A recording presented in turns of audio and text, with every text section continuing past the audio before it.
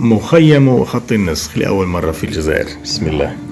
نبيل، الأستاذ نبيل ما شاء الله لأول مرة يكتب حرف الباء والدال. نبيل هذه رائعة جدا. هاو الدال أرني الآن، أرني الدال.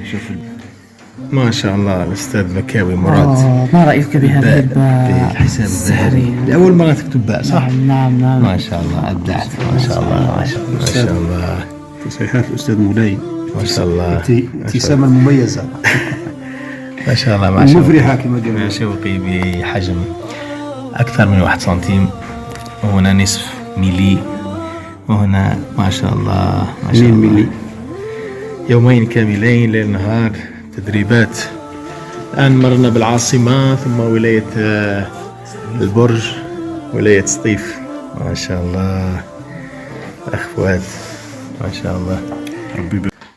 بسم الله ما شاء الله أستاذي. ما شاء الله ما شاء الله ما شاء الله. فاتح أستاذ بكر مع حروف الحساب الذهبية. فناننا انتظروا اسما واعدا في خط النسخ الجزائر بعد أن حصل أول الديواني. ما شاء الله. أهلا وسهلا أهلا وسهلا. ننتقل إلى مبدع جديد واسم جديد. دكتور أستاذ جوبر من ولاية الأغواط.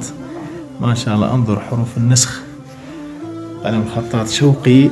هنا 1.5 سنتيم، وهنا 1 سنتيم وكم.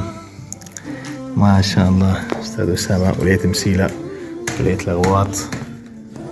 جوبر قادم بقوة.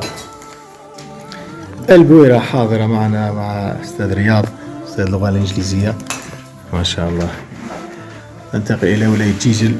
ضيف عزيز جديد علينا ما شاء الله، لأول مرة يحضر معنا تفاصيل الخط العربي عن بعد.